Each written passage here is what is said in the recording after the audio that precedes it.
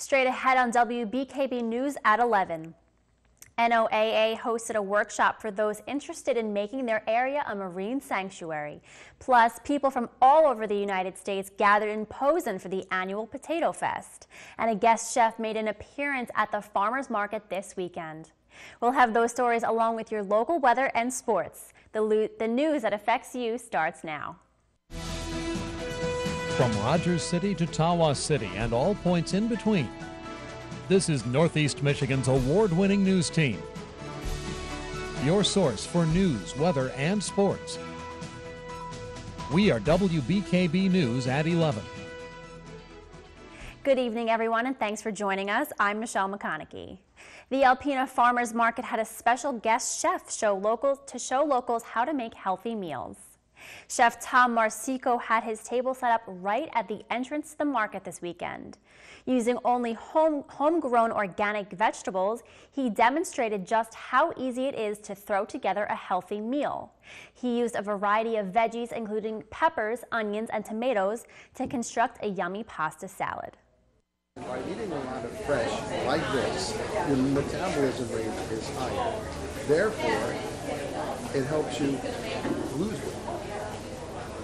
And so that is another reason why you have to eat a lot of very fresh vegetables. Chef Marsico says there are many reasons to eat fresh vegetables, including fresh taste, the nutrient value, and it's also healthy. The NOAA hosted representatives from all over the United States this weekend. A workshop was put together for many different communities all over the U.S. to learn about the benefits of having a marine sanctuary in their home state.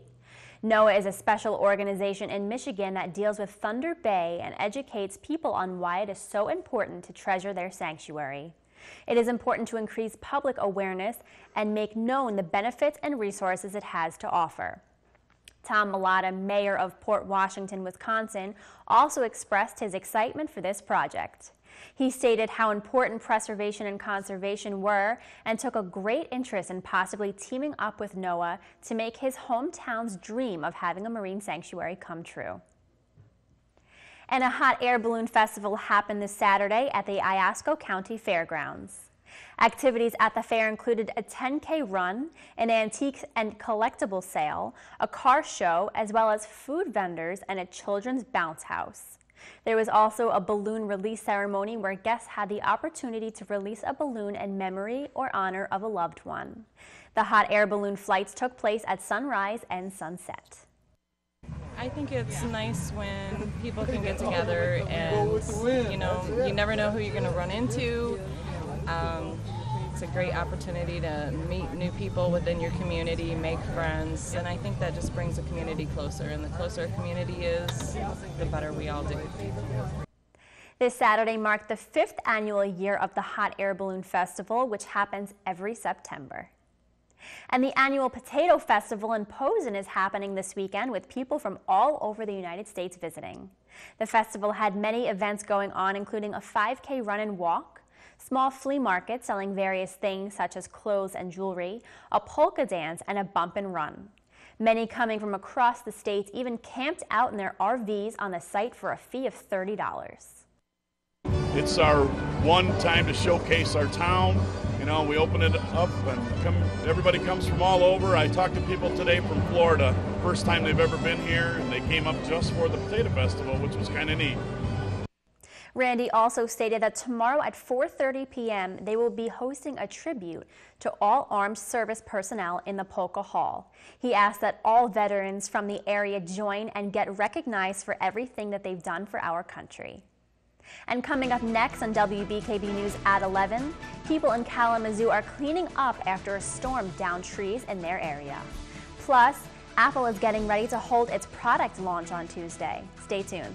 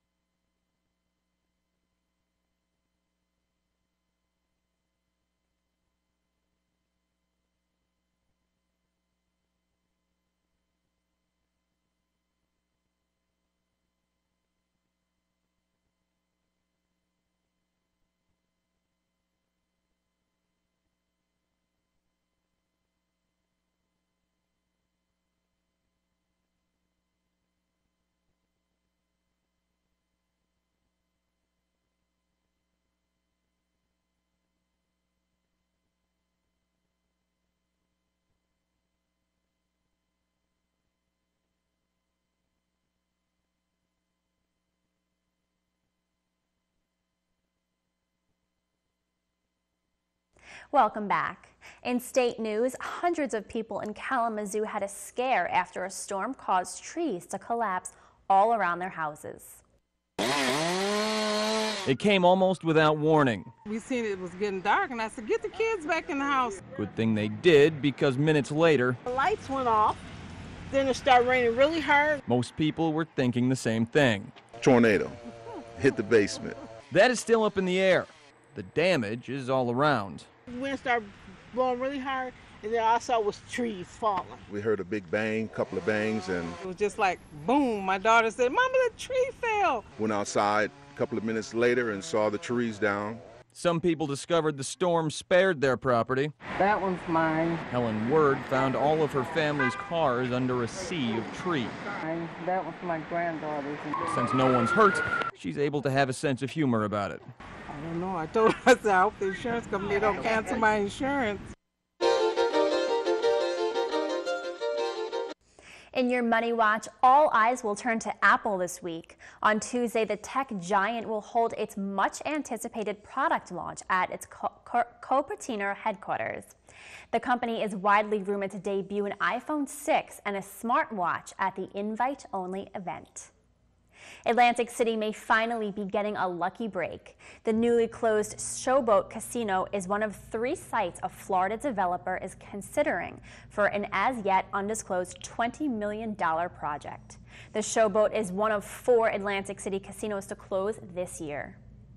And after launching a waffle taco earlier this year, Taco Bell is now test driving a breakfast taco biscuit in California. It's shaped like a taco shell and comes with a crispy chicken and counter gravy or jalapeno honey sauce, as well as less exotic fillings like bacon, egg, and cheese. And if you're heading to the pump, GasBuddy.com has AAA of Michigan helped us out find out the highest and lowest gas prices locally across the state. The lowest price for gas in Alpena is coming in at $3.66 at Admiral Station, and the highest is $3.69 at Shell. Across the state, the lowest price at the pump is $3.64 in Southgate, and the highest price is coming in at $4.15 in Copper Harbor.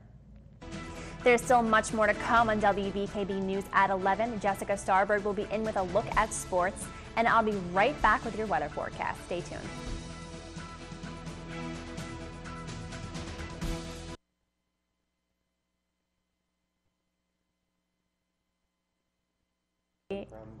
It's supposed to be country. Weather's black again. Oh. Click the remote. Nothing. Well, good thing I wrote it down.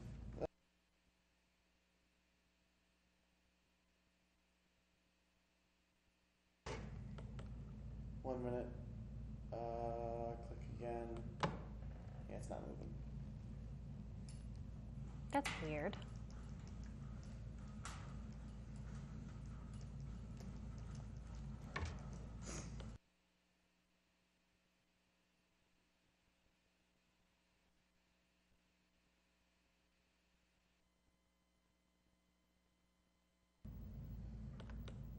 Keep going. 30. Keep going. Again.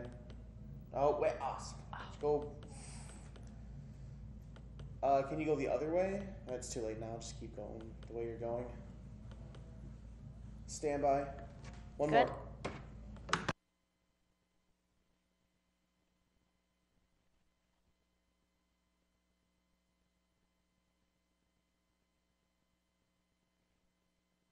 Thanks for joining us. It is now time for a look at your weather. And today's high was 72 degrees with a low of 53 degrees. So, you know, wasn't too hot today, not too chilly, not too hot. It was kind of the perfect day. There was a record of 94 degrees back in 1947. Woo, what a scorcher. And 30 degrees back in 1938. Thank God it was not 30 degrees today. Sunrise was at 7:02 a.m. and sunset was at 8:02 p.m. And taking a look at your week to come, Monday should look sunny with a high of 72, as well as Tuesday, the same thing. Wednesday might get a little stormy with a high of 70 and a low of 57. Thursday and Friday also look to be the same, with some showers possible, highs of 65 and 60 and lows of 50 and 45. For your current conditions right now, it is 58 degrees outside with humidity at 74%. It's a little humid out there, so you might not need that sweater. Winds at northwest of 6 miles an hour with a dew point of 50, but your real feel is 56 degrees. And taking a look at your current radar, there looks to be no showers anywhere near us, which is very good. You know, a little break from last week with all that rain. And for tonight, you can expect a couple clouds, 58 degrees with north wind at 8 miles an hour. So, you know, might need a sweater, might not, depending on how you feel. For tomorrow, we can expect mainly sunny skies, 72 degrees with southwest winds at 5 to 10 miles an hour. Another nice one for tomorrow. And for tomorrow night, you can expect mostly clear skies, 53 degrees with south winds at 5 to 10 miles per hour. And now it is time for today's photo of the day. Today's photo was sent in by Gail Baller of Alpena. Gail sent in this beautiful picture of the 9 a.m. shipwreck tour today at the freighter coming into port. It is just so lovely with those clear blue skies. Thank you so much, Gail, for sending us this photo. And if you have a photo you would like to send us, email it along with a short description to news@wbkb11.com. And in your Health Watch, a new Stanford University study of nearly 200,000 women with breast cancer found patients treated with a lumpectomy and radiation survive as long as patients who had a double mastectomy. A growing number of women chose to have a double mastectomy when diagnosed with cancer in one breast. Doctors say the study shows it may not be necessary to undergo the invasive surgery, which may also involve reconstruction. And the FDA has approved a new drug for patients with advanced melanoma, the most dangerous type of skin cancer. The drug Premleza targets a protein that keeps immune systems from attacking cancer. About a third of the patients in the drug study saw that the tumor shrank more than 30%, and the tumors did not grow back.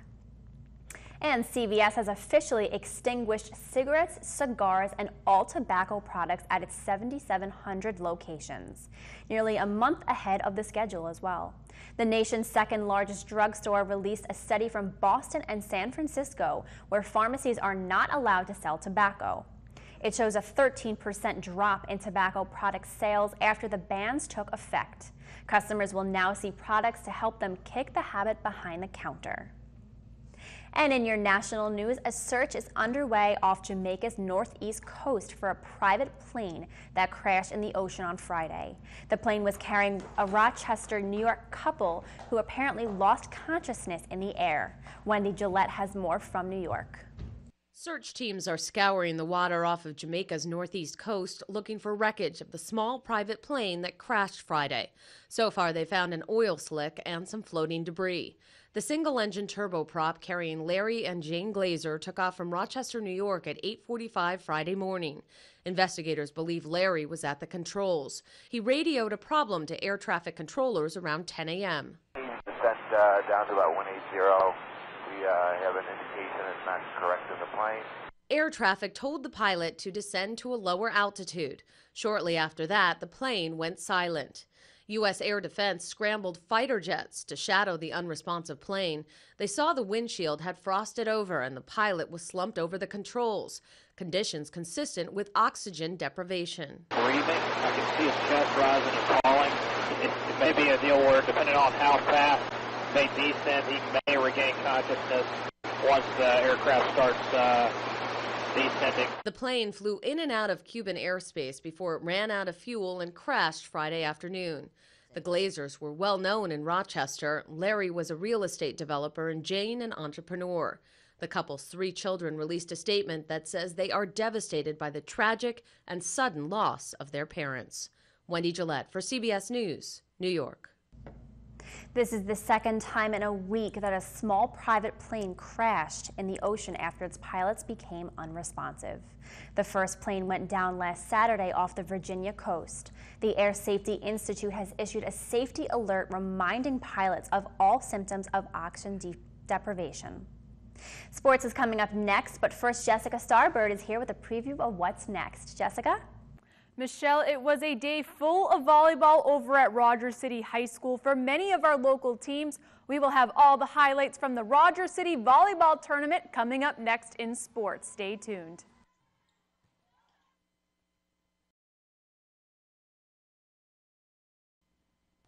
Welcome back.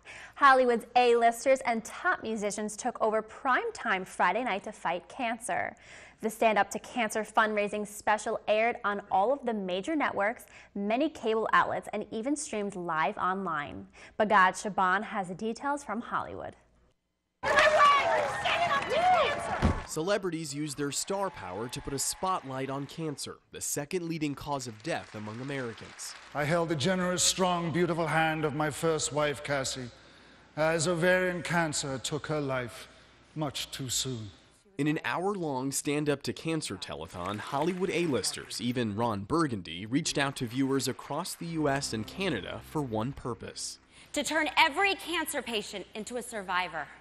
Yes, it's a big dream, huge, but we can achieve it if we just keep standing up to cancer. This year's event is being held here in the heart of Hollywood at the Dolby Theater, home to the Oscars. The Stand Up to Cancer broadcast takes place every 2 years, making this the fourth fundraiser since its debut in 2008. Journalist Katie Couric, who lost her husband and sister to cancer, hosted the Digital Lounge on Stage, where movie and TV stars took to social media to raise money for cancer research. And I think nothing is more motivating than the desperation and powerlessness you feel when someone you love is sick and there's nothing that can be done.